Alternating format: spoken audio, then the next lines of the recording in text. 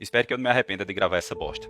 Você já parou para pensar que o segredo mais bem guardado do planeta não está em cofres de bancos suíços, mas atrás dos altares?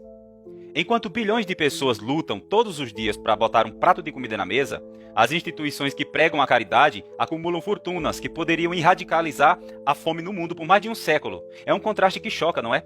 De um lado, a mensagem de um Jesus que mandava vender tudo e dar aos pobres. Do outro, números astronômicos que desafiam qualquer lógica econômica. Como alguém que sempre observou o cristianismo de perto, eu mergulhei fundo em dados ocultos para entender como chegamos a esse ponto.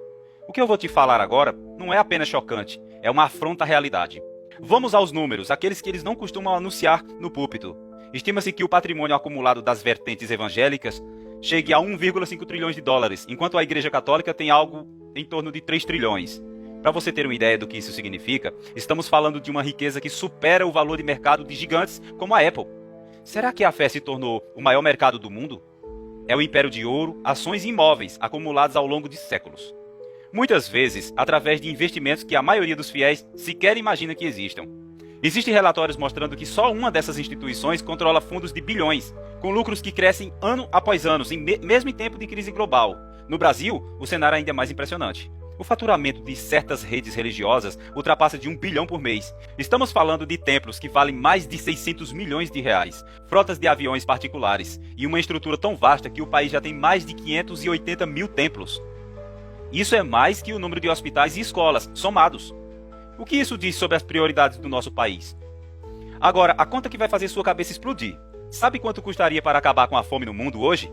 Cerca de 40 bilhões de dólares anuais. Isso é menos que 1% do gasto militar global, em uma fração minúscula do que essas instituições têm guardado. Se somarmos esse patrimônio de 4,5 trilhões e usássemos para alimentar quem tem fome, teríamos recursos garantidos por mais de 112 anos. É claro, eles vão dizer que o patrimônio está em prédios e artes, mas o contraste ético é inevitável. Se a ordem era vender tudo e dar aos pobres, por que o acúmulo só aumenta? Para onde está indo de verdade esse dinheiro todo? Isso é caridade ou é o maior negócio da história da humanidade? O que você acha?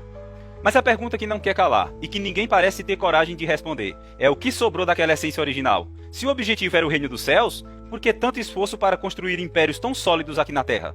A gente olha para esses templos faraônicos, para esses jatinhos luxuosos e para as contas bancárias bilionárias, enquanto a fome continua sendo uma sentença de morte para milhões. No final do dia, os números não mentem, mas eles escondem uma realidade que muitos preferem nem enxergar. Eu deixo vocês com essas reflexões, para que cada um tire sua própria conclusão. 1. Se as igrejas possuem o recurso para radicalizar a fome por mais de um século, por que essa nunca foi a prioridade máxima? 2. Até que ponto o acúmulo de patrimônio institucional pode ser chamada de missão espiritual? E 3. Por que no Brasil temos mais templos do que hospitais e escolas? E o que isso revela sobre o futuro da nossa sociedade? 4. Se Jesus voltasse hoje, ele seria bem-vindo nessas instituições? Ou ele seria visto como uma ameaça ao faturamento delas? E 5. Afinal, quem é que está sendo servido com todo esse dinheiro? O povo ou o próprio sistema? O que você pensa sobre isso? O silêncio, às vezes, fala mais que 1000 sermões. Shhh.